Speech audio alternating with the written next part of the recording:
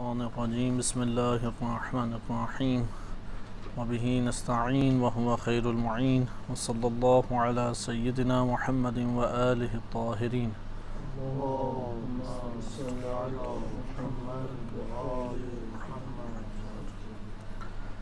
نہج البلاغہ سے امیر المومنین علیہ السلام کی سیاست کا موضوع آپ کی خدمت میں پیش کیا جا رہا تھا کہ سیاست امام علی علیہ السلام از نہج البلاغہ، جس کے ذیل میں ہم گزشتہ دروس میں امام علی علیہ السلام کا طرز حکومت کو مطالعہ کر رہے تھے۔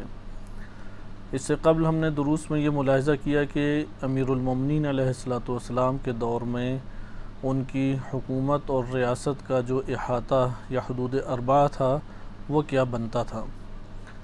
امام علیہ السلام کی حکومت وسیع و عریض اراضی پر مشتمل تھی، اور ایک تخمینے کے مطابق کہا جا سکتا ہے کہ اس وقت تک جو دنیا کشف ہوئی ہوئی تھی اس دنیا کا 60 سے 70% حصے کے اوپر امیر المومنین علیہ السلام کی حکومت قائم تھی، یہاں تک کہ پاکستان کے بعض علاقے جس طرح سے افغانستان سے ملحق جو پاکستان کے علاقے ہیں، اور حتیٰ کہ ملتان تک کی خبر بھی ملتی ہے کہ اس کے قریب قریب علاقوں تک اس دور میں حکومت قائم تھی۔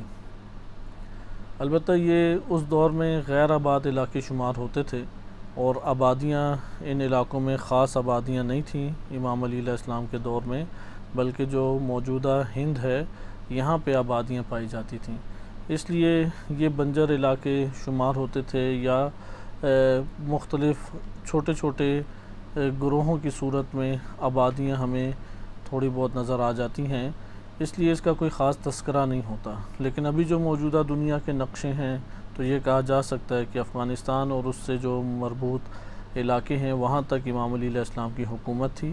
دوسری طرف اسی طرح افریقہ تھا، افریقہ کی سرحدیں بھی امام علی علیہ السلام کے ماتحت تھیں، اور ترکی تک امام علیہ السلام، ترکی میں بالخصوص شام کا جو علاقہ ہے، پورا ترکی تو اس وقت نہیں مسلمانوں کے ہاتھ میں آیا تھا، لیکن کچھ نہ کچھ حصہ عراق اور شام کے حصے ملا کے امام علی علیہ السلام کے ماتحت یہ سارے کے سارے علاقے تھے۔ اسی طرح ایران اور عراق کا تمام حصہ، تمام کا تمام جزیرہ عرب، یہ امام علی علیہ السلام کے ماتحت تھا۔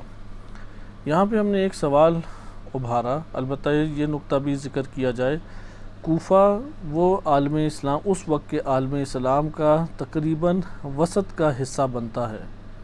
کوفہ ایک قسم کے وسط میں اس دور میں ایک شہر آباد تھا، اور امام علی علیہ السلام نے اس کو دارالخلافہ بنایا، اور ہمیں اگر جغرافیائی طور پہ بھی اگر ہم ملاحظہ کریں تو ہمیں کوفہ کو دارالخلافہ بنانے میں کچھ حکمتیں نظر آتی ہیں، جن میں سے خود ایک یہ اہم حکمت ہے کہ یہ چونکہ بالکل وسط میں ہے، اس لیے تمام شہروں سے اس کا ارتباط قائم ہونا بھی آسان ہے، اور اس تک دشمن کی رسائی ہونا بھی مشکل ہے۔ اور سب سے بڑھ کر کوفہ کو دارالخلافہ بنانے میں جو ظاہری طور پہ، کیونکہ انشاءاللہ وہ ہم سبب پڑھیں گے کہ جس کی وجہ سے امام علی علیہ السلام نے کوفہ کو دارالخلافہ بنایا، کہ امام علیہ السلام نے نہج البلاغہ میں کئی جگہوں پہ کوفہ کے اوپر تبصرہ فرمایا ہے، لیکن ظاہری طور پہ ایک سبب وہ شام کے علاقوں سے قریب ہونا ہے، اور براہ راست امام علی علیہ السلام شام کے مسائل کا جائزہ لے سکتے تھے، جبکہ مدینہ کوفہ سے تقریباً 1000 کلومیٹر سے اوپر ایک فاصلہ بنتا ہے، اور اتنے دور فاصلے سے شام کے علاقوں کے اوپر نگاہ رکھنا اور اسے کنٹرول کرنا مشکل ہے۔ اس لیے امام علی علیہ السلام کی جو جنگیں ہوئی ہیں وہ بصرہ سے لے کے، مثلا اگر طولانی طور پہ ہم جائیں، یعنی نقشے میں آپ دیکھیں بصرہ، اور بصرہ سے اوپر کی طرف جائیں جہاں پہ موصل ہے یا رقہ، آج بھی رقہ ادھر نظر آتا ہے، اس ایریے کے اندر ساری جنگیں ہوئی ہیں۔ مثلا بصرہ میں ہی جنگ ہوئی، جنگ جمل، اور کوفہ سے تھوڑا اوپر ایک علاقہ ہے نہروان دریا کے کنارے کے اوپر ہے، یعنی دریا کے پاس ایک علاقہ ہے، وہاں پہ خوارج کے ساتھ جنگ ہوئی، اور نہروان سے ہی آگے طرف اگر چلیں تو رقہ آتا ہے یا قرقیسہ ہے، یا جس طرح آج کے دور میں قرقیسہ ہی کے ذیل میں مختلف علاقے ہیں، بو کمال ہے، یا اس طرح کی جگہیں ہیں کہ جہاں پہ آج بھی مسلمان یعنی جو قوت مقاومت تشیع ہے وہ ٹکرا رہی ہے، اور وہاں پہ داعشی حضرات یا دیگر ایسے جنگجو ابھی بھی لشکر بیٹھے ہوئے ہیں۔ اور یہ ایریا امام علی علیہ السلام کے دور میں بھی ایک ایسا ایریا تھا یا ایک ایسا علاقہ تھا کہ جو ناامن علاقوں میں سے شمار ہوتے تھے، اور ادھر ہی جنگیں ہوئیں پھر، لہٰذا ان علاقوں کے نام بار بار آتے ہیں، حتیٰ کہ امام مہدی علیہ السلام کے ظہور کی جو روایات ہیں، اور ان روایات میں جو جنگیں کا تذکرہ ہے ان میں یہ شہروں کے نام دوبارہ آتے ہیں، قرقیسہ کا نام بھی ان میں سے ایک ہے۔ خلاصہ کلام کہ کوفہ کے ذریعے سے ان تمام فتنوں کے اوپر نگاہ رکھی جا سکتی تھی اور کنٹرول کیا جا سکتا تھا۔ یہ تو ہمارے پاس جغرافیائی طور پہ کچھ بیانات تھے۔ ہم اس کے بعد منتقل ہوئے اس بحث میں کہ امام علی علیہ السلام نے حکومت کو کس طریقے سے برپا کیا۔ یعنی حکومت یقیناً اداروں پر مشتمل ہوتی ہے۔ حاکم کے وظائف ہیں کہ وہ پورے کے پوری ریاست اور ریاست میں بسنے والی عوام الناس اور رعیت اس کی دیکھ بھال کرے اور ان کے اجتماعی امور کو منظم کرے، ان کے درمیان ان کے منافع اور مصالح کو مد نظر رکھتے ہوئے امور کو جاری کرے، دین کو نافذ کرے، ان میں جو باہمی لڑائی جھگڑے ہیں ان کو برطرف کرے، امن و امان کی فضا قائم کرے۔ اس طرح سے ایک ہمارے پاس فہرست بنتی ہے کہ جو انشاءاللہ تعالی ہم ایک وقت میں پڑھیں گے کہ امام علی علیہ السلام کی نظر میں حاکم کے فرائض کیا ہیں، کیونکہ ہم ابھی اس موضوع پہ نہیں پہنچے، تو وہاں پہ ہمارے پاس آئے گا کہ حاکم وقت، کہ جو بھی امام معصوم علیہ السلام جب حاکم وقت ہیں یا ان کا نائب ہے یا وہ کسی کو کسی علاقے میں حاکم بناتے ہیں تو اس کے وظائف کیا بنتے ہیں۔ لیکن ہم نے گزشتہ درس میں اس چیز کو ملاحظہ کیا کہ قدیم زمانوں سے ہی کوئی بھی ریاست 3 قسم کے اداروں میں تقسیم ہو جاتی تھی، اور ان 3 قسموں کے اوپر کوئی آ کے بادشاہ حکومت کرتا ہے، یا کوئی پارٹی سیاسی پارٹی آ کے حکومت کرتی ہے، یا اسی طریقے سے کوئی شورا آ کے حکومت کرتی ہے، کوئی نہ کوئی نظام وجود میں آئے گئے اور اختراع کیے گئے۔ یہ جو 3 اہم ادارے تھے ان میں پہلا ادارہ ہمارے پاس تھا مقننہ، جس نے قانون بنانے ہیں، کیونکہ ایک ریاست کو قانون کے علاوہ کوئی طریقہ نہیں ہے کہ آپ اسے منظم کر سکیں۔ قانون ہمارے پاس، حتیٰ کہ ایک چھوٹا سا گھر کے اندر بھی لوگوں کے مزاج مختلف ہوتے ہیں اور خواہشات بھی مختلف ہوتی ہیں، ہر کوئی اپنے مزاج اور خواہش کے مطابق ایک عمل انجام دینا چاہے گا جس سے فتنہ اور انتشار پیدا ہوتا ہے۔ لہٰذا وہاں پہ بعض قانون جو ہے وہ گھر کے اندر جس کی چلتی ہے، مثلا مرد ہے، اگر وہ اس کی تولیت صحیح سنبھالتا ہے تو وہ چند چیزوں کو قانون کے طور پہ متعارف کرا دے گا، مثلا مہمان آئیں تو وہ اس جگہ پر بیٹھیں، اور کھانے ہیں، کھانوں کے امور ہیں وہ اس طرح سے انجام پائیں، فلاں چیز ہے وہ اس طرح سے انجام پائے، وہ کوئی نہ کوئی اس کی تدبیر کرتا ہے۔ یہ قانون بعض اوقات فقط ذہنی ایک تبادلہ ہوتا ہے جس کو ہم کہتے ہیں ذہنی انڈرسٹینڈنگ، یا اس کو ہم ایک ارتکاز سے بھی تعبیر کر سکتے ہیں، جو کہ ایک فقہی اصطلاح کے طور پہ بھی استعمال ہوتا ہے کہ باہمی طور پہ ارتکازی طور پہ بعض چیزیں یا ذہنی انڈرسٹینڈنگ کے طور پہ چیزیں موجود ہوتی ہیں۔ لیکن قانون کے علاوہ ہمارے پاس چارہ نہیں ہے کہ ہم کسی بھی جگہ کو منظم کر سکیں۔ لہٰذا کسی جگہ کو منظم کرنے کے لیے، خصوصاً جو بڑے بڑے اجتماعی جگہیں ہیں، جیسے ایک ریاست ہے، ایک ملک ہے، ایک صوبہ ہے، قصبہ ہے، شہر ہیں، ان کو تو قانون کے بغیر کوئی صورت ہی نہیں ہمارے پاس بنتی کہ ہم اسے نظم و ضبط کے دائرے میں لا سکیں یا کنٹرول کر سکیں۔ قانون آ کے سب کے سامنے جب قبولیت اختیار کرتا ہے تو ایسا ضابطہ بنتا ہے کہ جس کے مطابق سب نے چلنا ہے۔ اچھا، آج ہم یہ قانون کی اہمیت بہت اجاگر اور واضح ہے۔ آج ایک چھوٹا سا کاروبار ہے، دفتر ہے، ایجوکیشن سیکٹر ہے، کچھ بھی قانون کے بغیر نہیں چل سکتا۔ قانون اب بنائے کون، ادھر وہی اختلاف آ جاتا ہے۔ ایک مسلمان قائل ہے کہ اللہ سبحانہ و تعالیٰ چونکہ خالق ہے اور اس سے بڑھ کر کوئی علیم ذات نہیں ہے، خبیر ذات نہیں ہے، اور اس سے بڑھ کر کوئی رحیم بھی نہیں ہے جو اپنی مخلوق پہ رحم نازل فرمائے، لہٰذا اللہ تعالیٰ کو یہ حق حاصل ہے۔ بہرحال ہم یہ بحث ابھی ترک کرتے ہیں۔ مقننہ ایک ادارہ ہے۔ نمبر 2، دوسرا ہے ہمارے پاس عدلیہ جو کہ فیصلے کرے، کیونکہ فیصلے اگر عام طور پہ بغیر کسی ضابطے کے ہونے لگ جائیں تو وہ لڑائی جھگڑے کا سبب بنتے ہیں، اور عدلیہ آ کے اداروں کے اندر بھی جو ناانصافیاں ہوتی ہیں اس کو آ کے کنٹرول کرتی ہے۔ تیسرا ہمارے پاس آ جاتا ہے مجریہ یا منفذہ یا تنفیذیہ، ایک ہی نام ہے مختلف تعبیرات کے ساتھ، یعنی جس کو ہم کہتے ہیں کہ اجرائی باڈی، کسی بھی جگہ پر جو ایک قانون کو یا عدلیہ کے فیصلوں کو جس نے جاری کرنا ہے، ان اداروں کو ہم کہتے ہیں مجریہ۔ اس میں ہمارے ملک کے تمام وہ ادارے آ جاتے ہیں کہ جن کے ذریعے سے ایک قانون ملک کے اوپر لاگو کیا جاتا ہے، مثلا تعلیمی ادارے ہیں، اسی طرح سے فوجی ادارے ہیں، دفاعی ادارے ہیں، یا ضرورت کے مطابق آپ ادارے بناتے چلے جائیں گے۔ جس طرح جسم میں رگیں خون پہنچاتی ہیں، اس طرح سے حکومتی فیصلے اور حکومتی قوانین وہ انہی اداروں کے ذریعے سے عوام الناس کے اوپر آ کے پہنچتے ہیں اور حاکم بنتے ہیں۔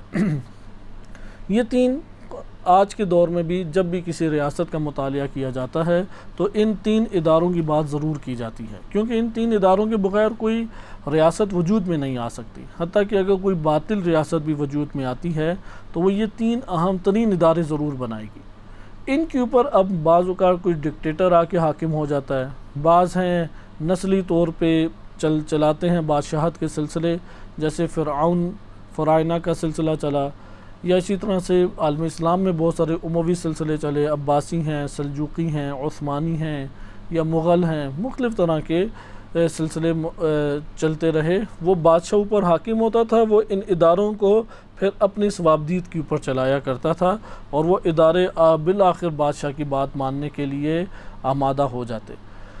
ابھی اس طرف بھی ہم نہیں آتے کہ کیا نظام ہونا چاہیے۔ ہم امام علی علیہ السلام کے دور میں ہم دیکھتے ہیں کہ حکومت کس طرح سے چلی، کیونکہ یہ تین ادارے تو تھے امام علی علیہ السلام کے دور میں، یہ ان تین اداروں کا ہونا ضروری ہے۔ نمبر ایک مقننہ، یہ مقننہ خود امیر المومنین علیہ السلام موجود ہیں، ان سے بڑھ کر عالم ہستی کوئی موجود نہیں ہے، لہذا اس ادارے کے اندر کسی خاص بندے کی ضرورت نہیں ہے۔ اس کے بعد آ جاتے ہیں عدلیہ۔ عدلیہ کی اشد ضرورت ہے، اس لیے پورے کی پوری عالمی جو سطح کے اوپر اسلامی ریاست کا قیام تھا، اسلامی ریاست میں عدلیہ کے شعبہ جات کو پورے کی پوری ریاست میں پھیلایا گیا۔ کوئی ایسا شہر نہیں تھا جہاں پہ عدلیہ کا دفتر یا عدلیہ کا شعبہ اور محکمہ نہ ہو، اس لیے عدلیہ کا محکمہ ہونا ضروری تھا۔ مثلا ہم نے گزشتہ دروس میں پڑھا کہ جغرافیائی اعتبار سے ریاست تقسیم شہروں میں ہوا کرتی تھی، اور شہر مرکز بنتے تھے، اور اس شہر کے جو مضافاتی علاقے تھے اگرچہ بہت بڑے بڑے علاقے تھے، لیکن وہ سارے کے سارے علاقے شہر کو جواب دہ ہوتے تھے، اور شہر کے اوپر ایک حاکم ہوتا تھا، حاکم کے ماتحت عملہ ہوتا تھا، اور پھر عملے کی ذمہ داریاں ہوتی تھیں۔ امام علیہ السلام ان والیوں کو یا حاکموں کو ڈیل کرتے تھے، اور یہ جو حاکم اور والی ہیں یہ اپنے نیچے ماتحت آنے والے حکومتی عملے کو ڈیل کیا کرتے تھے۔ اگرچہ امام علی علیہ السلام کی نگاہ نیچے والے عملے کے اوپر بھی تھی، لیکن اس کا جو قانونی طریقہ کار تھا وہ یہی تھا کہ شہر کے اوپر جو والی ہے یا حاکم ہے وہ ساری خبریں امام علیہ السلام تک پہنچائے گا، اور امام علیہ السلام اس بات کا حق رکھتے تھے کہ وہ یا تو والی ہی کے ذریعے سے عملے کو کنٹرول کریں، یا عملے کو خود ذاتی طور پہ خاص وفد بھیج کے یا خاص پیغام بھیج کے خود بھی کنٹرول کیا کرتے تھے۔ ہر دو طریقے اختیار کیا کرتے تھے امیر المومنین علیہ السلام، لیکن عمومی طور پہ امام علیہ السلام اس جگہ کے والی یا اس جگہ کے حاکم ہی کے ذریعے سے حکومتی عملے کو کنٹرول کرتے تھے۔ لیکن حساس موارد ہوتے ہیں، حساس پیغامات ہوتے ہیں، اس کے شواہد بھی ہمیں تاریخ میں مل جاتے ہیں۔ بس ہم نے اس جگہ پہ ملاحظہ کیا کہ عدلیہ اور قانون بنانے والے ادارے کی اس وقت ضرورت نہیں تھی، اس لیے کوئی خاص ادارے کی شکل نہیں تھی، لیکن قانون تھے، اور وہ قانون الہی ہے، یعنی شریعت محمدی صلی اللہ علیہ وآلہ وسلم، اور بقیہ امیر المومنین علیہ السلام جو کہ علم الہی کے معدن ہیں، اور تمام کے تمام اللہ نے اپنی معرفت اور اپنے تمام کے تمام علوم جو اللہ سبحانہ وتعالی نے کسی مخلوق تک پہنچانا چاہے ہیں وہ امیر المومنین علیہ السلام کو اللہ نے ودیت کیے ہیں اور ان کی ذات میں اس کو جم فرمایا ہے۔ لہٰذا قانون کا شعبے کی اس طرح سے جدا طور پہ ضرورت پیش نہیں آئی، لیکن عدلیہ کی ضرورت تھی، اس لیے عدلیہ اس دور میں ہر شہر میں موجود تھی، اس کا محکمہ، اس کا شعبہ، قاضی اور پھر ذیلی چیزیں۔ اچھا، اب یہ سوال پیدا ہوتا ہے قانون اور عدلیہ، کیونکہ قانون کا دستور تو امام علی علیہ السلام کے پاس سے جاری ہونا ہے، عدلیہ کے فیصلے جاری ہونے ہیں، اس کے لیے اب آپ کو ایک حکومتی باڈی چاہیے، یعنی حکومتی اداری باڈی چاہیے۔ وہ وہاں پہ اس کے مطابق اس دور میں موجود تھی۔ اس کو اب جو ہمارے پاس عمومی کتابیں لکھی گئی ہیں ان کتابوں میں ایک خاص انداز سے محکموں میں کی تقسیم ہے، اور ایک تقسیم وہ ہے کہ جو امام علی علیہ السلام نے مالک اشتر کو عہد نامے میں بیان کی۔ ہمارے لیے چونکہ نہج البلاغہ مرکزی کتاب ہے اور سیاست امیر المومنین علیہ السلام کو ہم اسی کتاب کے ذیل میں دیکھنا چاہتے ہیں، تو اس وجہ سے بھی ہمارے لیے عہد نامہ ترجیح رکھے گا۔ نمبر 2، عہد نامے کی اس لیے بھی ترجیح ہے کہ عالم اسلام میں ان حکومتی شعبہ جات کی جو تفصیلات وارد ہوئی ہیں اس میں سب سے قدیمی ترین اگر کوئی نوشتہ موجود ہے، کوئی تحریر موجود ہے، تو وہ یہی عہد نامے کی صورت میں ہمارے پاس نہج البلاغہ میں موجود ہے، اور اس کی ترتیب ایسی خوبصورت ترتیب ہے اور اس کے بیانات ایسے خوبصورت بیانات ہیں کہ آج بھی کہ 2020 کو جو ترقی یافتہ ریاستیں اور ممالک موجود ہیں وہ بھی جب اس تحریر کو پڑھتے ہیں تو اس کے سامنے سر جھکا دیتے ہیں اور تواضع سے پیش آتے ہیں، اور اپنی تمام کی تمام سیاست اور زندگی کے تجربات وہ اس کے سامنے ان کو ایک بے اثر سے اور بے قیمت محسوس ہوتے ہیں۔ لیکن مشکل یہ ہے کہ جو امام نے بیان کیا ہے اس کو نافذ کون کرے، اس کو لاگو کون کرے۔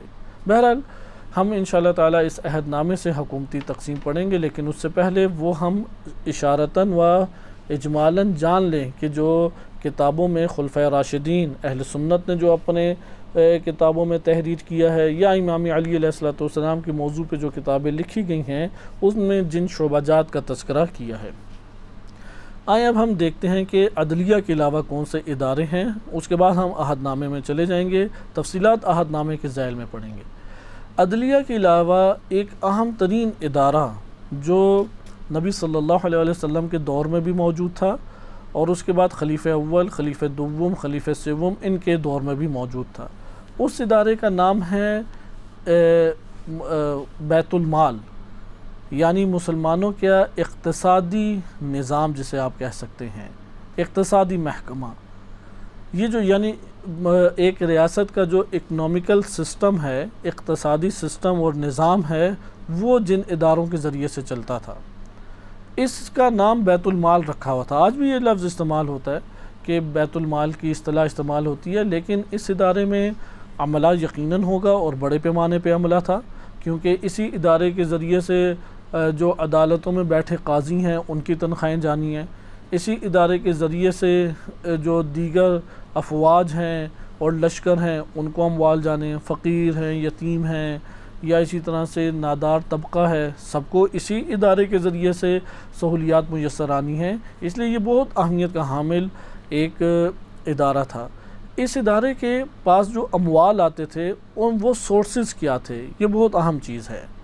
حتیٰ کہ جب ہم فدق کا مطالعہ کرتے ہیں، مسئلہ فدق کا، تو چونکہ امیر المومنین علیہ السلام اس وقت خلیفہ اول کے مقابلے میں سب سے بڑے ان کے حریف تھے، اور امیر المومنین علیہ السلام سب سے بڑے دعویٰ دار خلافت و امامت تھے، اس لیے امام علی علیہ السلام کے دور میں ہمیں یہ جاننا بہت ضروری ہے کہ اقتصادی منابع کہاں کہاں پر تھے کہ جس سے حکومت کو تقویت پہنچتی ہے یا ایک لشکر کو تقویت اور نصرت پہنچ سکتی ہے۔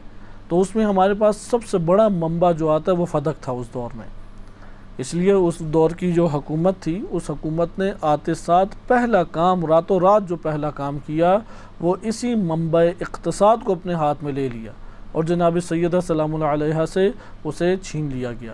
اب اس کے نتیجے میں جناب سیدہ سلام اللہ علیہا چونکہ وہ حکومتیں چلانے کا ایک سبب بنتا تھا، وہ مسلمانوں کی ایک بڑی تعداد تک اموال کو پہنچانے کا سبب تھا اس دور میں فدق، اس لیے فدق کی ایک اقتصادی حیثیت تھی اس دور کے ریاست میں، اقتصادی حیثیت تھی، سیاسی اعتبار سے حکومتی سطح پہ ایک اقتصادی منبع شمار ہوتا تھا۔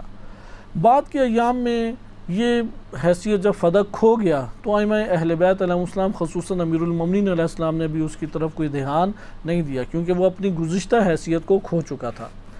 لیکن ایک آپ نے ملاحظہ کیا کہ اقتصادی منبع کیا تھا، اس کو ہم صرف ابھی فہرست کے طور پہ تحریر کر لیں، کیونکہ ہماری خواہش ہے کہ ہم نہج البلاغہ میں عہد نامے سے زیادہ استفادہ کریں۔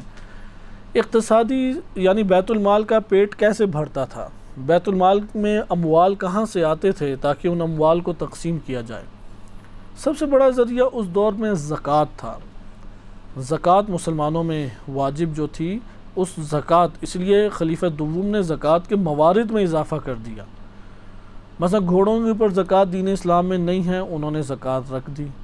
اموال کے اوپر زکوٰۃ نہیں ہے، انہوں نے زکوٰۃ رکھ دی۔ بہرحال یہ ساری فقہی بحثیں اس کے ذیل میں، لیکن زکوٰۃ ایک بہت وسیع و عریض منبع تھا جس کے ذریعے سے اموال آیا کرتے تھے۔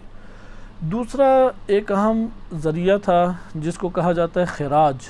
خراج کی انشاءاللہ ہم تعریف پڑھیں گے۔ خراج کہتے ہیں کہ وہ زمینیں کہ جو مسلمانوں کا مال شمار ہوتی ہیں مجموعی طور پہ، کسی خاص طبقے کے ساتھ مختص نہیں ہیں مسلمانوں کے، یعنی بیت المال کے ماتحت آنے کی وجہ سے، اور بیت المال چونکہ ڈائریکٹ براہ راست حاکم شرع خلیفۃ المسلمین کے ماتحت ہوتا تھا، اس وجہ سے وہ زمینیں جو کفار سے لی گئی ہیں اور یا مصالحت کی بنیاد پہ کفار سے لی ہیں، اور وہ مسلمانوں کا مجموعی مال شمار ہوتا ہے، اور حاکم وقت جو ہے ان زمینوں کے اوپر معاملہ کیا کرتا تھا جو ان زمینوں کا آباد کیے ہوئے ہیں یا ادھر وہ زندگی بسر کرتے ہیں، اور پھر وہ اس کے مقابلے میں جو ٹیکس دیتے تھے یا جزیہ دیتے تھے یا کوئی رقم دیتے تھے، جو بھی حاکم وقت نے ان کے ساتھ باہمی طور پہ معاہدہ کیا ہے، اس کے ذریعے سے ایک بڑی صورت میں اموال آتے تھے۔ مثلا خیبر کا جو معرکہ ہوا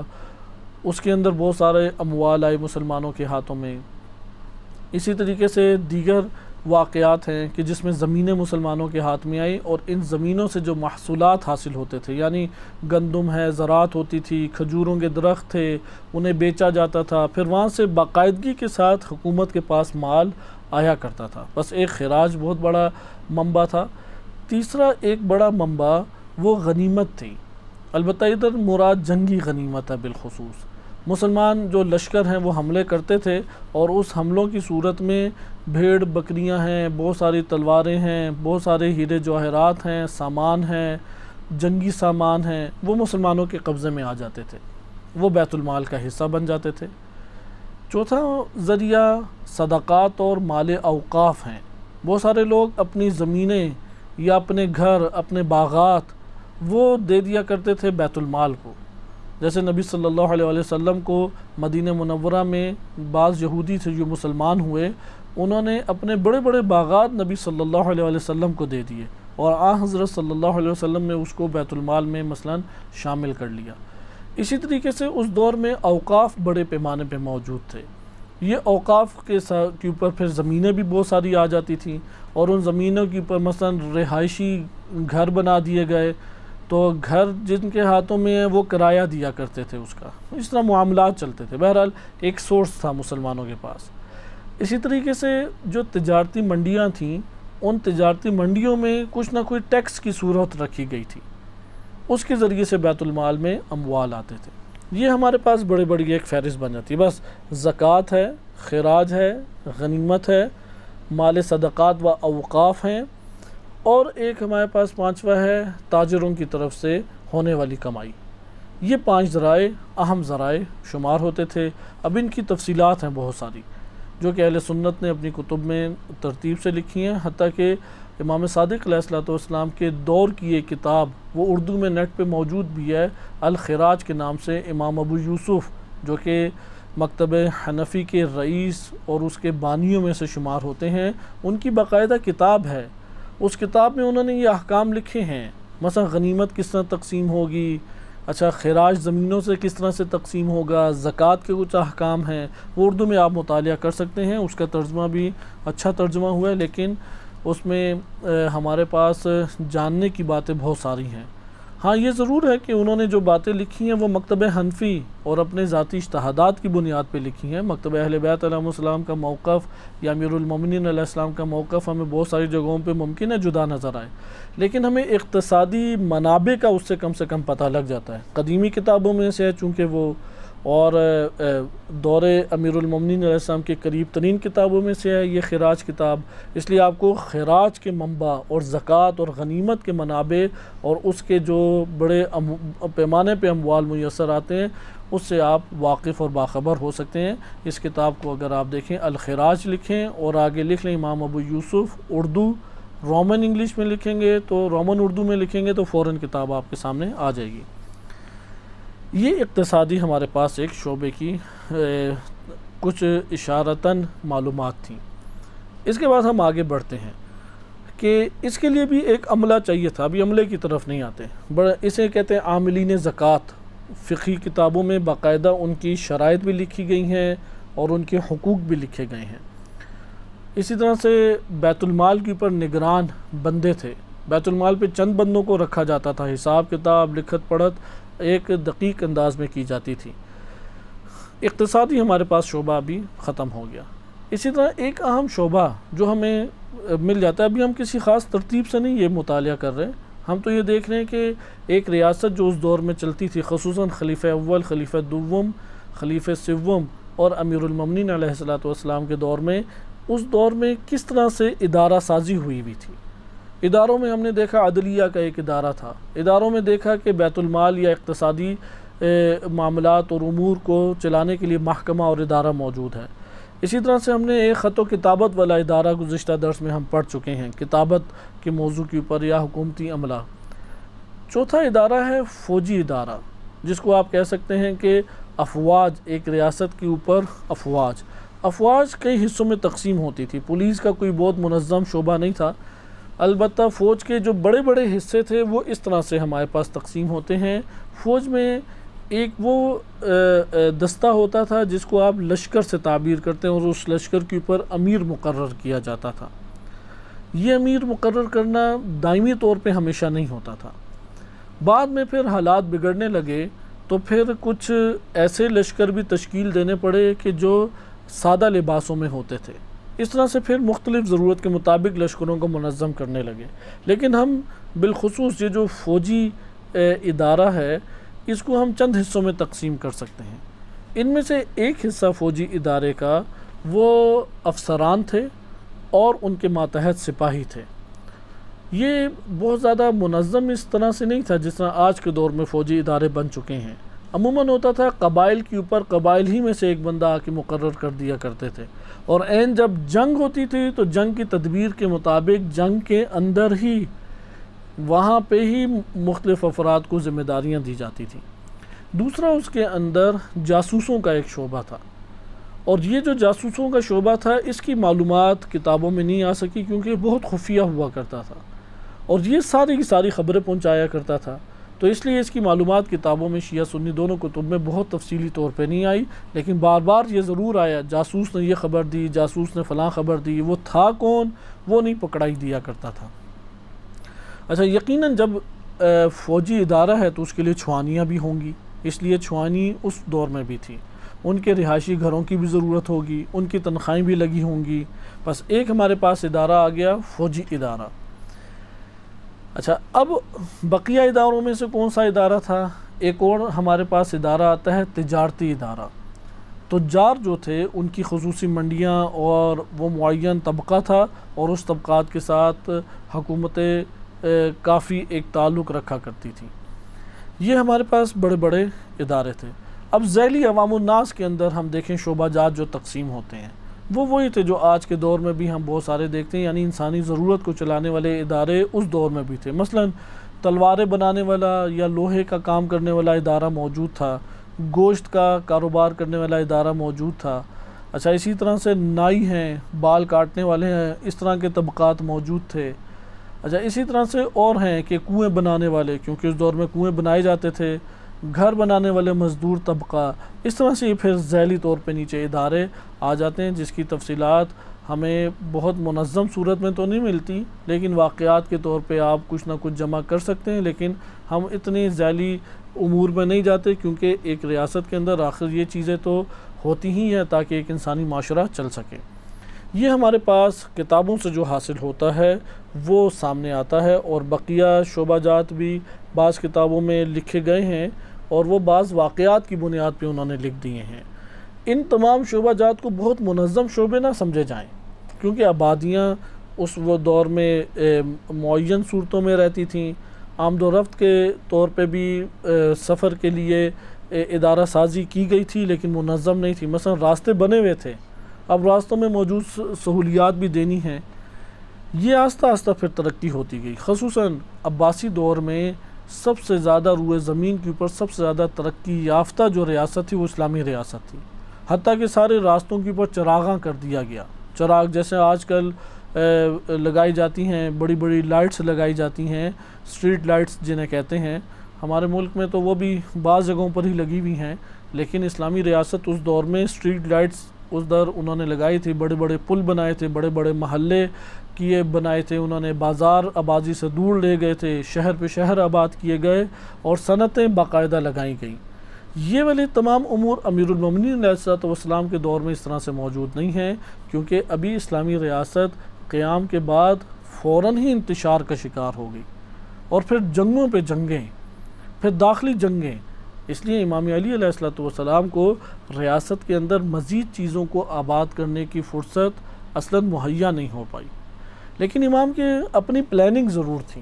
بالفرض اگر امام علی علیہ السلام کو یہ جنگوں کے بعد تھمنے کا موقع مل جاتا اور پاؤں صحیح طریقے سے قدم جمانے کا موقع میسر آ جاتا، تو سوال یہ پیدا ہوتا ہے امام علی علیہ السلام کیسے حکومت چلاتے اور کیسے ادارہ سازی کرتے۔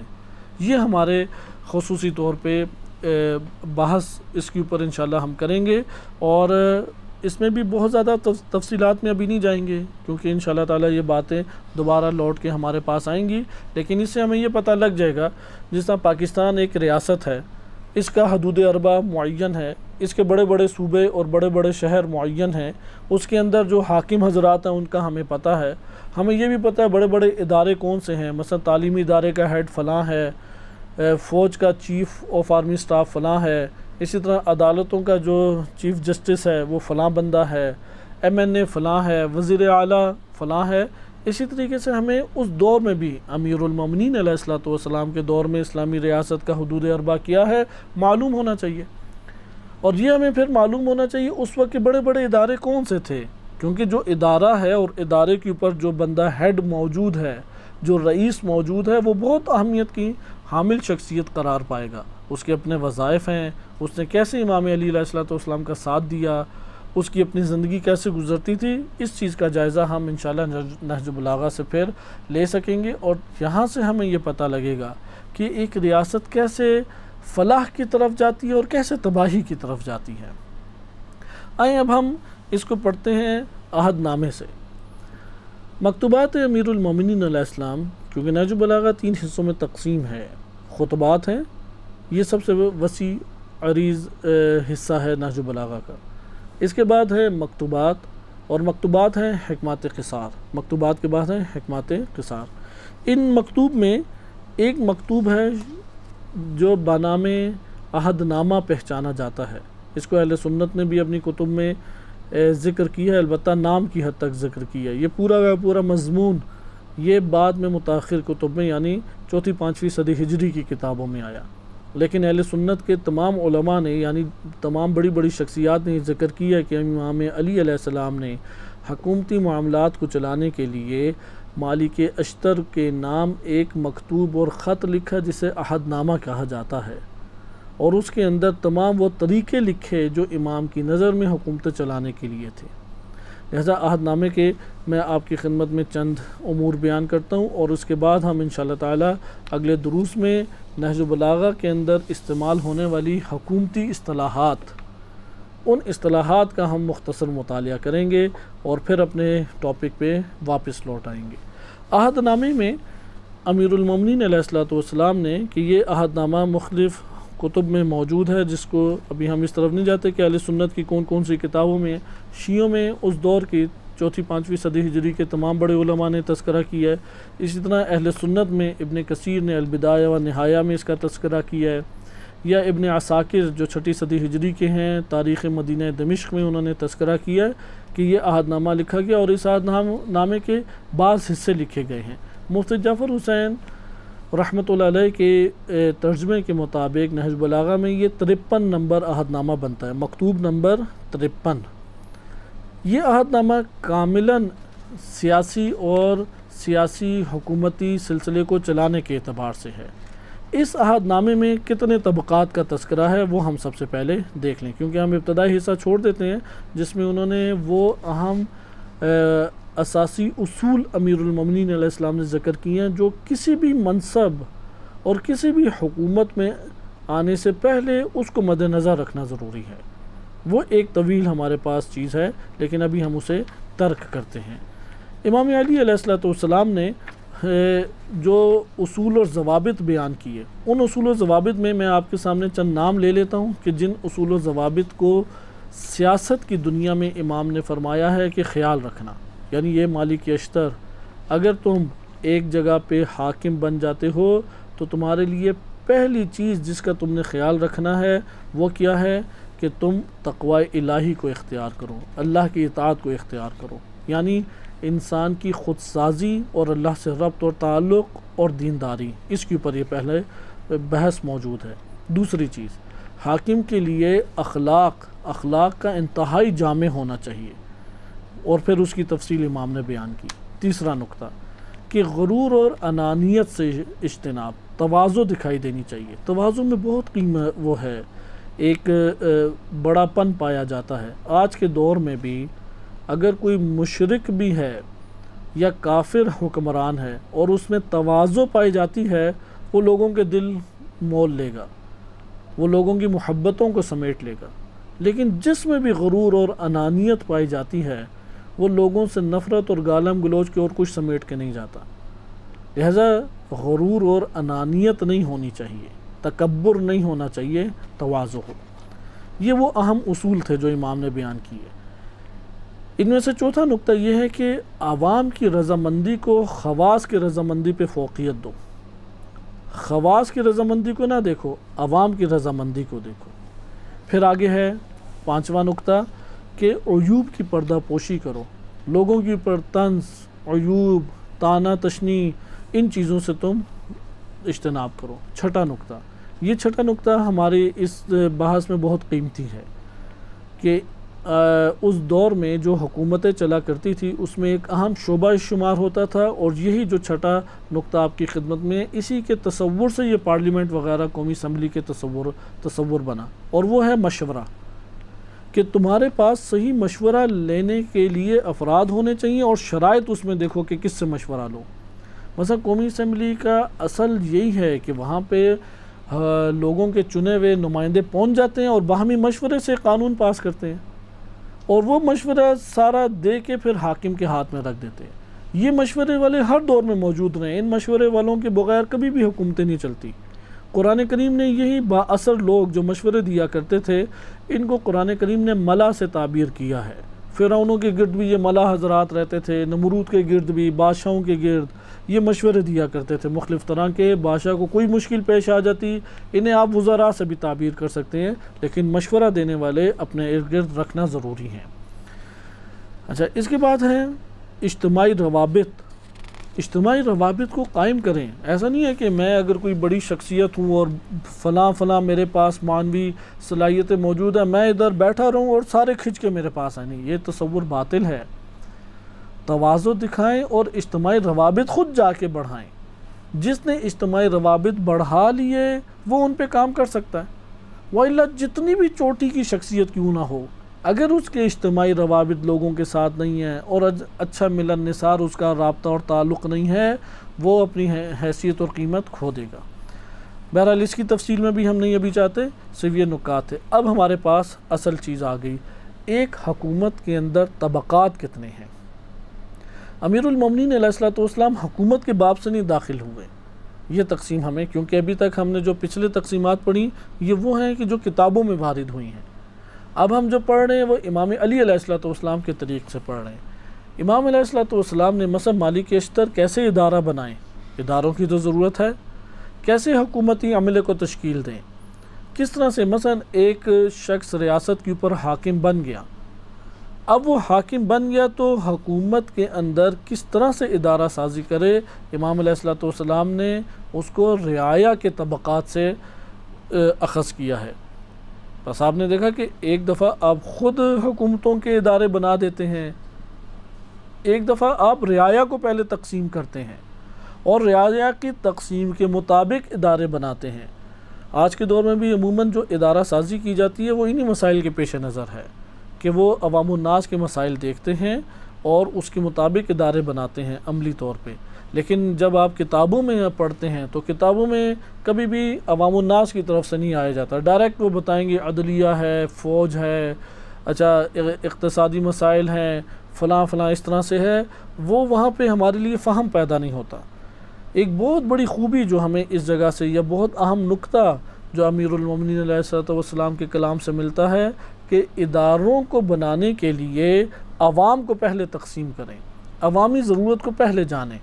اگر ایک جگہ پہ عوامی ضرورت نہیں ہے، اگر ایک جگہ پہ ریاست کو ضرورت نہیں ہے اور وہاں پہ آپ ادارہ بنا کے رکھ دیں تو وہ تو ادارہ سارے کے سارے اموال بھی ضائع جائیں گے اور ادارہ بنانا بھی عبث جائے گا.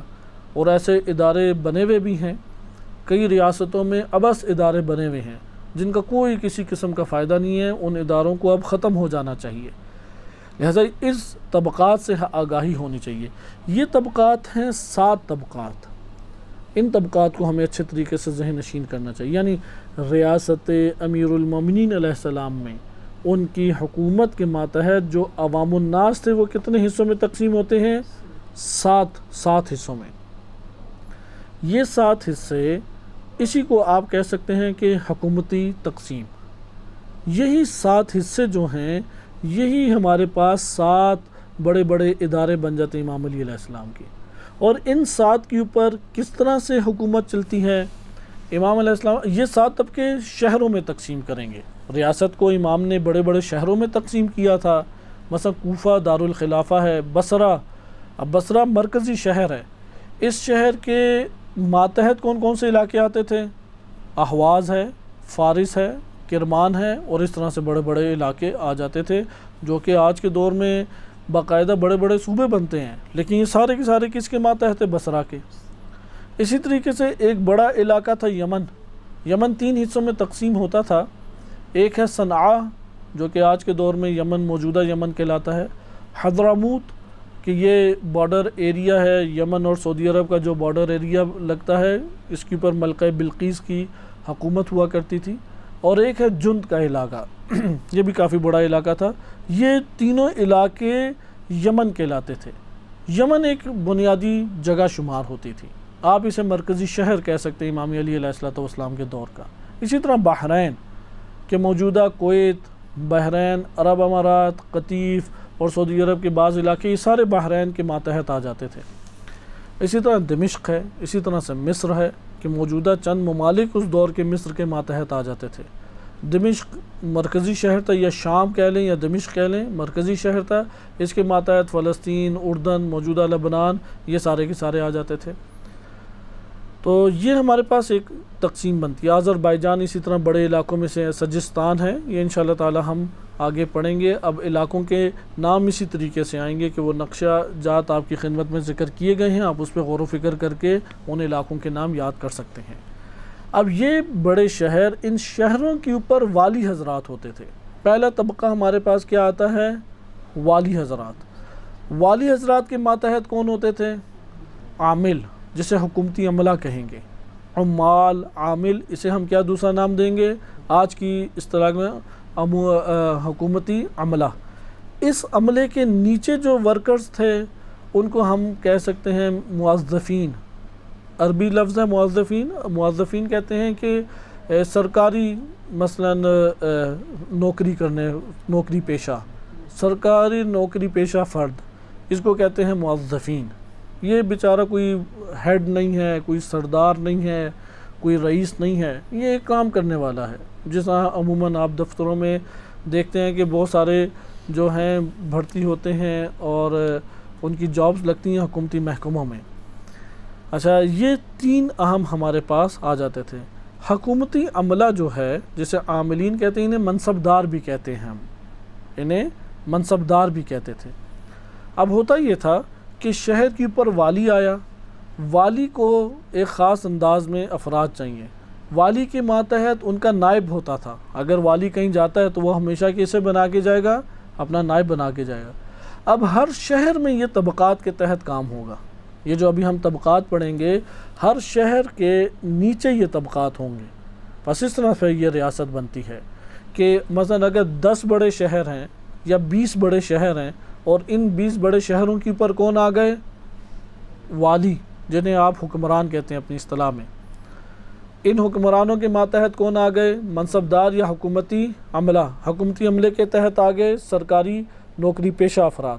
صحیح، سرکار کے نوکر پیشہ افراد. اب یہ 3 افراد یہ حکومتی افراد کہلائیں گے. والی ہے، عامل ہے اور موظف ہے، موظفین. یہ 3 افراد، ان کے ماتحت پوری کی پوری ریاست کے یہ طبقات ہیں جو ابھی ہم پڑھنے لگے ہیں. یہ طبقات ہر شہر کے انڈر آ جائیں گے. اگر 20 شہر ہیں تو 20 شہروں میں یہ 3 تقسیمیں موجود ہیں. ادھر کا عامل بھی ہونا چاہیے. اب ہمیں یہ پڑھنا پڑے گا کہ امام علی علیہ السلام نے کس کس کو عامل بنایا. مثال کے طور پہ کوفہ میں ضرورت نہیں تھی، دارالخلافہ تھا، خود موجود تھے امام علی علیہ السلام. یمن میں مثلا عبید اللہ ابن عباس تھا، یا اسی طریقے سے بصرہ میں جناب عبداللہ ابن عباس کو بنایا، یا اسی طرح سے آپ دیکھیں مکہ میں قسم بن عباس ہیں، یا آذربائیجان میں اشس بن قیس ہے. اب ان کے شہر کے ماتحت عامل آ جاتے تھے اور ان کے انڈر تھے. حکومتی عملہ وسیع پیمانے پہ تھا. بعض حکومتی عملہ ہے جو خراج کے اوپر معین ہے، بعض حکومتی عملہ ہے جو فوج وغیرہ کے ساتھ ہے، بعض حکومتی عملہ ہے کہ جس نے ریاست کے اوپر ایک نوع حکمرانی کرنی ہے. یہ بھی ایک نوع حکمرانی عملے کے طور پہ موجود تھی. مثال کے طور پہ کوفہ کے قریب ایک علاقہ ہیت، ادھر کمیل بن زیاد ہوتے تھے. یہ عامل تھے امام علی علیہ السلام کی طرف سے. آیا ہیت کے والی تھے؟ اگر ہم والی کے ہیں تو یہ مرکزی شہر ہو جائے گا، اگر والی نہیں ہے تو پھر عامل ہیں. مثال کے طور پہ بصرہ جو ہے اس کے اوپر والی ہیں عبداللہ ابن عباس. اب اس کے جو مضافاتی علاقے اس کے انڈر، جو اس شہر کے انڈر علاقے آتے ہیں، جیسے فارس ہے، کرمان ہے، احواز، اس کے اوپر کون ہے؟ عبداللہ ابن عباس کی طرف سے زیاد بن نبی تھا اس دور میں. اسی طریقے سے ہیت میں، اب ہیت کا علاقہ ایک خاص علاقہ ہے، اس میں کمیل بن زیاد ہر جگہ تو نہیں پہنچ سکتے، وہ یقیناً افراد کو ہی معین کریں گے. اسی طرح عبداللہ ابن عباس اتنے بڑے بڑے علاقوں کو کس طرح، جو بصرہ کے والی ہیں، کس طرح اتنے بڑے بڑے علاقوں کو قابو کریں؟ یقیناً وہاں پہ اپنی طرف سے بعض افراد کو سیٹ دے کے بھیجیں گے، حکومتی سیٹ پہ بٹھائیں گے، لیکن وہ ہر چیز میں کس کے ماتحت ہوگا؟ مثلا جناب عبداللہ ابن عباس کا. جناب عبداللہ ابن عباس کس کے ماتحت ہیں؟ امیر المومنین علیہ السلام. لیکن یہاں پہ ایک اہم نقطہ، حکومت کے اندر کوئی فرد بھی امام علی علیہ السلام کی اجازت کے بغیر نہیں آ سکتا. والی امام علی علیہ السلام کی اجازت سے بنے گا. حکومتی عملے میں جو بھی آئے گا امام علی علیہ السلام کے سائن ہوں گے، دستخط ہوں گے یا ان کی رضامندی ہوگی. اور اس کے بعد جو بھی سرکاری نوکر بنے گا، یعنی سرکاری جاب یا سرکاری نوکری پیشہ افراد، وہ بھی امام علی علیہ السلام کی اجازت سے بنیں گے. امام بعض کو عمومی حکم دے دیا کرتے تھے، جیسے مالک اشتر کو عمومی طور پہ انہوں نے ولایت دی اور پھر انہوں نے آگے نظام چلایا.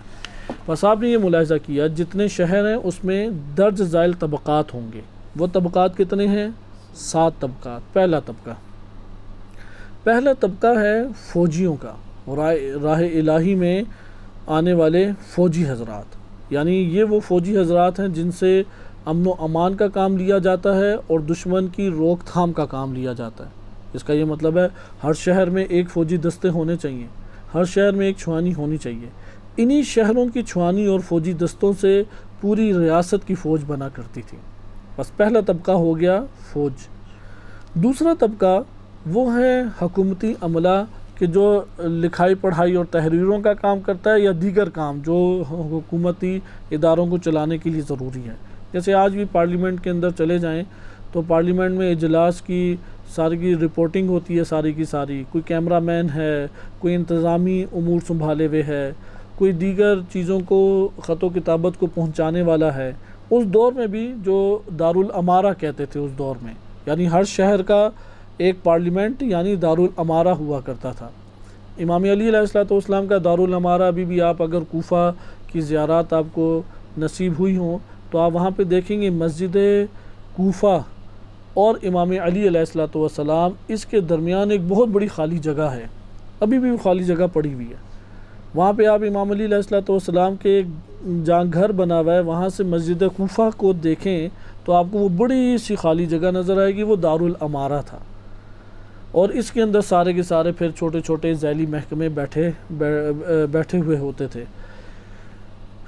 ہر شہر کے اندر کیونکہ بہت بڑے بڑے شہر تھے جسے آپ صوبے سے آج کے دور میں تعبیر کر سکتے ہیں، تو انہوں نے بھی اپنے ذیل میں اس طرح حکومتی عملہ ضرورت کے مطابق رکھا ہوا تھا.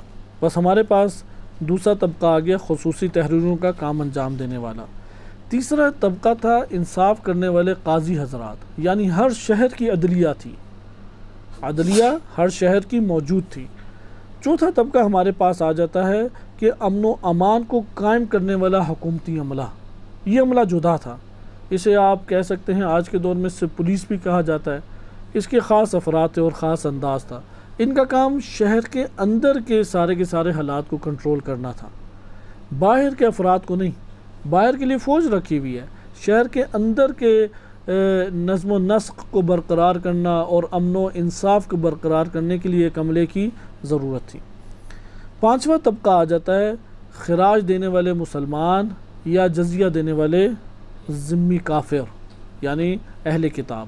خراج اور آپ اسے اقتصاد سے بھی تعبیر کر سکتے ہیں، یعنی اقتصادی منابع آپ پانچواں طبقہ نام دے سکتے ہیں. چھٹا طبقہ یہ ہے تجارت پیشہ اور اہل حرفت، یعنی جسے آپ کہتے ہیں کہ صنعتیں اور کمپنیاں لگانے والے. تاجر طبقہ ہو گیا اور مہارتیں اور جو ہنر رکھتے ہیں ہنرمند طبقہ. ساتواں طبقہ آ جاتا ہے فقراء اور مساکین کا طبقہ. اب آپ آئیں تیزی سے اور ان کو دیکھیں انشاءاللہ تعالی ہم ان میں سے بعض طبقات کو پڑھیں گے جن کی تاثیر پورے نہج البلاغہ کے واقعات میں بار بار دکھائی دیتی ہے. ان میں سے ایک فوج کا طبقہ ہے. نمبر 2 اقتصادی طبقہ، اس میں بہت اہمیت کا حامل ہے کیونکہ غبن ادھر ہی ہوتے تھے. سب سے زیادہ غبن ہوئے اقتصادی مسائل میں، اس لیے اقتصادی مسائل کے اوپر ہم ایک پورا کا پورا انشاءاللہ درس ملاحظہ کریں گے جس میں خراج ہے، جزیہ ہے، مختصر سا زکوٰۃ کا تعارف ہے، اور پھر اس کا سلسلہ کہ کس طرح اس پر عامل بٹھائے جاتے تھے، بندے کیسے بھیجے جاتے تھے، کیونکہ نہج البلاغہ میں ان کا تذکرہ زیادہ سے زیادہ آئے گا. اور ان میں سے ایک اور طبقہ کہ جس کا تذکرہ ہے وہ عدلیہ ہے. بہرحال اس کو ہم پڑھ چکے ہیں، اس کی قیمت ہر انسان کے لیے روشن اور آشکار ہے، اور آج کے دور میں ہمارا ملک انہی چیزوں میں گرفتار بھی ہے. فوج کے بارے میں یہ بیان کرتے ہیں کہ فوج وہ طبقہ ہے کہ بے حکم خدا رعیت کی حفاظت کا قلعہ یہ فوج شمار ہوتی ہے. فرما رواؤں کی زینت یعنی یہ جو حکمران ہیں ان کی زینت، دین اور مذہب کی قوت اسی فوج میں ہے، اور امن کی راہ اسی سے حاصل ہوتی ہے، اور رعیت اور عوام الناس میں نظم و نسق انہی سے قائم رہتا ہے. آج پاکستان کے اندر بھی فوج کو یہ تمام کی تمام خصوصیات شامل ہیں، اور کسی بھی ریاست میں فوج کو یہ خصوصیات شامل ہوتی ہیں. اچھا فوج کا سلسلہ چلے کیسے، روزی روٹی کیسے چلے؟ امام فرماتے ہیں فوج کی زندگی کا سہارا وہ خراج ہے جو اللہ نے ان کے لیے معین کیا ہے. یعنی بیت المال میں جو خراج ہے، خراج بالخصوص فوج پہ خرچ ہونا چاہیے. آج بھی تمام کی تمام دنیا میں جتنے بھی ممالک ہیں ان میں یہ خراج کی زمینیں جنہیں ارض خراجیہ کہا جاتا ہے، یہ بہت بڑا نفع اور بیت المال تک اموال پہنچنے کا ذریعہ ہے. مثلا بنجر علاقے ہیں، ان کو جب آباد کرنا ہوتا ہے تو حکومت ان سے معاملہ کر لیتی ہے. اب جب وہ بنجر علاقوں کو آباد کرتے ہیں تو حکومت اس معاملے جسے آج ہم ٹیکس کہتے ہیں اس کے عنوان سے حکومت کو اموال آتے ہیں. لہٰذا اب جس طرح اس لیے پوری کی پوری زمین کی ریاست، ایک ریاست کے اندر ساری زمینیں حکومت کی ملکیت شمار ہوتی ہیں. اب جب حکومت وہ اپنے پاس سے دیتی ہے کسی کو وہ رہنے کے لیے دے گی، کسی کو آباد کرنے کے لیے دے گی، کسی کو آپاشی اور زراعت کے لیے دے گی، ان سے مالی معاملات کر لیتے ہیں۔ تو انشاءاللہ خراج کو ہم تفصیل سے پڑھیں گے۔ بہرحال خراج سے فوج کے طبقات جو ہیں ان کو ملتا ہے، اور وہ دشمن سے جہاد کرنے کی تقویت کو اسی خراج کے پیسے سے حاصل کرتے ہیں اور اپنی حالت کو درست بناتے ہیں۔ اس کے بعد اگلا طبقہ ہے، یعنی جو تمہارے پارلیمنٹ کے اندر حکومتی اداروں کے ساتھ منسلک ہیں، یعنی تمہارے دارالامارہ کے امور کو چلانے کے لیے یہ دوسرا طبقہ تھا۔ مثلا خصوصی تحریریں ہیں، عمومی تحریریں ہیں، خط و کتابت کے سلسلے ہیں، ان کا بھی سارا کا سارا اہتمام کہاں سے ہوگا؟ بیت المال کے خراج کے پیسے سے ہوگا۔ تیسرا طبقہ یہ کہتے ہیں قضات ہے، عمال اور دفتروں کے سیکٹری ہیں، مختلف دفتروں کے سیکٹری ہیں، قاضی حضرات ہیں اور عملہ ہے۔ ان کے ذریعے سے معاہدوں کی مضبوطی ہوتی ہے اور خراج اور دیگر منافع انہی کے ذریعے سے جمع ہوتے ہیں۔ اچھا، پھر آگے ہم چلتے ہیں کہ یہ سارے کے سارے کیسے گزارا کرتے ہیں۔ یہ دوسرا منبع تاجروں کا، اس لیے امام فرماتے ہیں ان سب کا دار و مدار سوداگروں اور صناعوں پر ہے، یعنی یہ جو ہنرمند ہیں، کماتے ہیں، اور تاجر حضرات ہیں، ان کے ذریعے سے یہ فراہم ہوتا ہے۔ پھر آخری طبقہ اس میں بیان کرتے ہیں فقیروں کا ہے، اور فقیروں کے اوپر امام علیہ السلام نے الگ سے تبصرہ فرمایا۔ اب ہم آئیں اور چند منٹوں میں اس کو دیکھتے ہیں کہ فوج کے بارے میں امام نے کیا فرمایا۔ فوج کی شرائط بتائیں کسے سردار بنائے، اور پھر بتایا کہ اس میں خاندانوں کو ضرور مد نظر رکھو جب فوج کا سردار تم بناؤ، اور ان کی تنخواہوں کا معیار چھوٹا نہ رکھنا۔ یہ میں سب چند نکات بیان کر دوں تاکہ معلوم ہو کہ امام علی علیہ السلام وہ کس طرح سے حکومت کو چاہتے تھے، اس لیے مالک اشتر کو بیان کیا انہوں نے۔ پھر بقیہ شرائط لکھی ہیں، مثلا اللہ اور اپنے رسول کا وہ تابعدار ہو، پاک دامن ہو، فوج کا سربراہ بردبار ہو، جلد غصے میں نہ آنے والا ہو، کمزوروں پہ رحم کھاتا ہو، طاقتور کے سامنے اکڑ جاتا ہو، اور پس ہمتی اسے بٹھانا دیتی ہو۔ اس طرح شرائط بتائیں امام نے، ہم اسے ابھی یہاں سے ہٹا دیتے ہیں۔ پھر بیان فرمائے امام نے کہ فوجیوں کی اعانت میں برابر حصہ لیتے رہنا، اور روپے پیسے سے اتنا سلوک کرنا، یعنی اتنا انہیں نوازنا روپیہ اور پیسہ، جس سے ان کی اور ان کے پیچھے رہ جانے والے بال بچوں کا بخوبی گزارا ہوتا ہو، یعنی آرام سے وہ گزارا کر سکیں، تاکہ وہ ساری فکروں سے بے فکر ہو کے پوری یکسوئی کے ساتھ دشمن سے جہاد کریں۔ فوجی سرداروں کے ساتھ تمہارا مہربانی سے پیش آنا ان کے دلوں کو تمہاری طرف موڑ دے گا، یعنی فوج سے جا کے ٹکر نہیں لی جاتی، فوج سے ایک انتہائی مہربانہ تعلق رکھا جاتا ہے، اور ان سے ایک شفیقانہ اور با اخلاق رکھا جاتا ہے، اور انہیں سمجھایا جاتا ہے، کیونکہ عدل و انصاف انہی سے قائم ہونا ہے، رعایا کی محبت انہی سے ظاہر ہوتی ہے۔ بہرحال ایک یہ بقیہ تفصیلی حصہ ہم اس کا تر کرتے ہیں۔ دوسرا آ جاتا ہے طبقہ قضات کا، قاضی حضرات۔ قاضی حضرات میں بھی انہوں نے بتایا کہ کس کو قاضی تم منتخب کرو، کیونکہ قاضی کے تحت بقیہ جج ہوں گے سارے کے سارے، اس لیے قاضی کے بارے میں بتایا کہ تمہاری رعایا میں سب سے بہتر ہو، واقعات کی پیچیدگی سے تنگی میں نہ پڑ جاتا ہو، ضیق میں نہ پڑ جاتا ہو۔ یہ بہت اہم شرط ہے۔ ایسے عجیب و غریب مسائل آتے ہیں کہ وہ اندر سے گھبرا جاتا ہے۔ اسی طرح جھگڑالو نہ ہو، غصے میں نہ آتا ہو، غلط نقطہ نظر نہ رکھتا ہو، حق کو پہچاننے کی صلاحیت رکھتا ہو اور اس کے اوپر وہ فوراً نرم پڑ جائے، نفس ذاتی طمع پہ نہ جھکتا ہو، اس طرح شرائط بیان کی۔ اور پھر امام کہتے ہیں کہ جب بھی تم قاضیوں کو مقرر کرو تو ان کے فیصلوں کو تکرار سے بار بار دیکھتے رہو، کہ تم خود ان کے فیصلوں کا بار بار جائزہ لیتے رہنا، اور دل کھول کر قاضی حضرات کو اتنا دینا کہ جو ان کے ہر عذر کو غیر مسموع بنا دے، یعنی رشوت کا دروازہ ہی نہ کھل سکے، اتنا تم انہیں عطا کرو۔ ابھی تو بیچارے جج حضرات حرام نہ کھائیں تو گھر ہی نہیں چلتا ان کا۔ یہ ایسے مشکل حالات میں ہمارا پاکستان بیٹھا ہوا ہے، اس لیے وہاں پہ پاکستان میں تو پیسہ دو فیصلہ کراؤ، جنگل کا ایک قانون ہے، اور وہاں پہ وکیل ایک قسم کا مجبور ہو جاتا ہے، یا جان بچائے یا حق فیصلہ کرے۔ امام فرماتے ہیں کہ تم خود ان سے رابطہ رکھنا، بار بار ان کے فیصلوں کے اوپر نظر ثانی تم کرو، تم نے خود ان کے فیصلوں کو دیکھنا ہے، اور ان کی تنخواہ کا معیار اتنا بڑھا دو کہ اگر کوئی رشوت لے یا کسی جرم میں پکڑا جائے تو تمہارے سامنے کوئی بہانہ نہ کر سکے، تم ہر اس کے بہانے کو دور کر سکو۔ بہرحال اس کے بعد انہوں نے بقیہ چند نکات بیان کیے کہ ہم عہد نامے میں یہ اپنے وقت پہ انشاءاللہ تفصیلات پڑھیں گے۔ تیسرا طبقہ ہے ذمہ دار طبقہ، یہ ہیں عہدیداران جن کو ہم نے کہا ہے عملہ، حکومتی عملہ۔ یہ حکومتی عملہ منصبدار ہیں۔ اس میں امام فرماتے ہیں کہ رعایت اور جانبداری پہ کسی کو منصب نہ دینا۔ جیسے ہوتا ہے نا، آج فلاں پارلیمنٹ میں سیٹیں نکلی ہوئی ہیں، قومی اسمبلی میں سیٹیں نکلی ہوئی ہیں، تعلیمی اداروں میں ہے، ٹیلی فون محکمے میں سیٹیں نکلی ہیں، تو وہاں پہ یقیناً محکمے کے اوپر ہیڈ تو بنے گا، ہیڈ وہ منصبدار کہلائے گا، حکومتی عملہ کہلائے گا۔ امام فرماتے ہیں جانبداری پہ، رشتہ داری کی بنیاد پہ، قبائلیت کے اوپر نہ دینا۔ پھر لوگوں کو منتخب کرنا تو غیرت مند ہوں جن کو لانا، اور وہ تجربہ کار ہوں، بغیر تجربے کے نہ رکھنا۔ یعنی تم نے ان کو تجربے سے پہلے نہیں لانا، یا بالفاظ دیگر ایسا عملہ نہ ہے کہ کہتے ہیں جی یہ 4 سال بعد سیکھ ہی جائے گا۔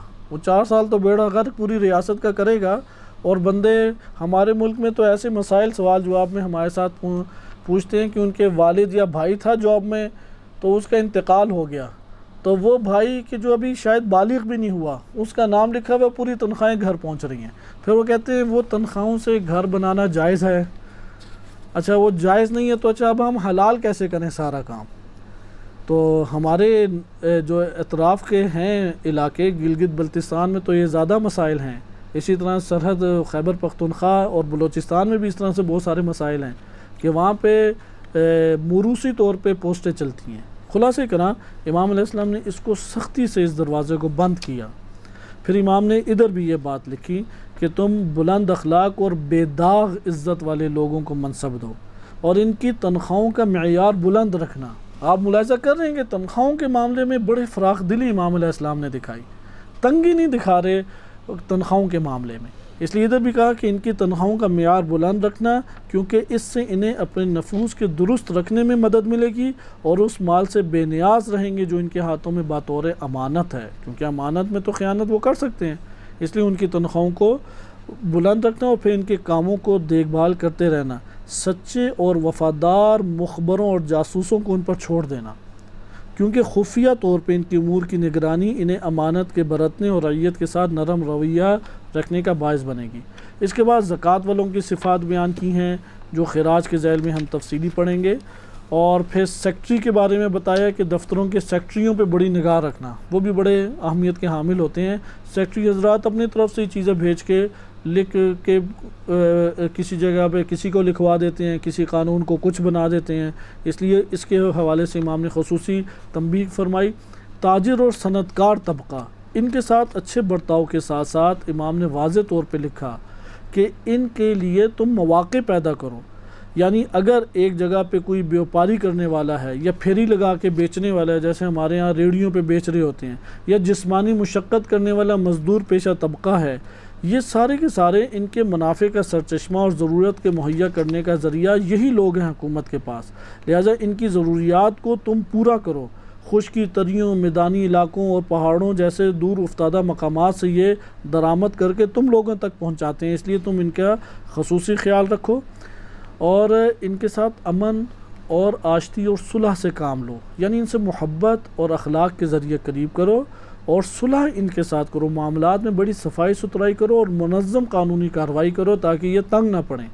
پھر امام فوراً کہتے ہیں کہ بعض لوگ ایسے ہیں جو فساد اور شورش کا وہ بنتے ہیں، بڑے تنگ نظر اور کنجوس ہوتے ہیں، ذخیرہ اندوزی کر لیں گے نفع حاصل کرنے کے لیے، لہٰذا ان کے اوپر شدت سے تم نے ان لوگوں کو قابو کرو۔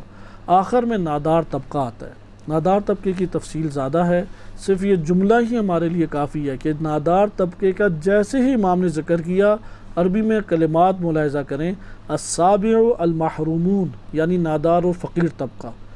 امام فرماتے ثم اللہ اللہ فی طبقۃ السفلی، کہ اللہ کا خیال کرو، اس میں اللہ کا خصوصی خیال کرو، خوف خدا کرو اس طبقے کے ساتھ تعلق رکھنے میں۔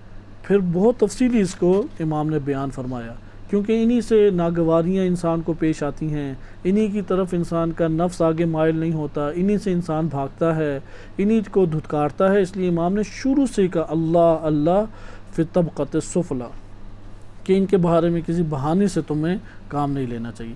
یہ ہمارے پاس طبقات کی بیان تھا، اور آخر میں امام نے حاکموں کی شرائط بیان کی کہ حاکم کیسا ہونا چاہیے اور اسے کیسے رہنا چاہیے۔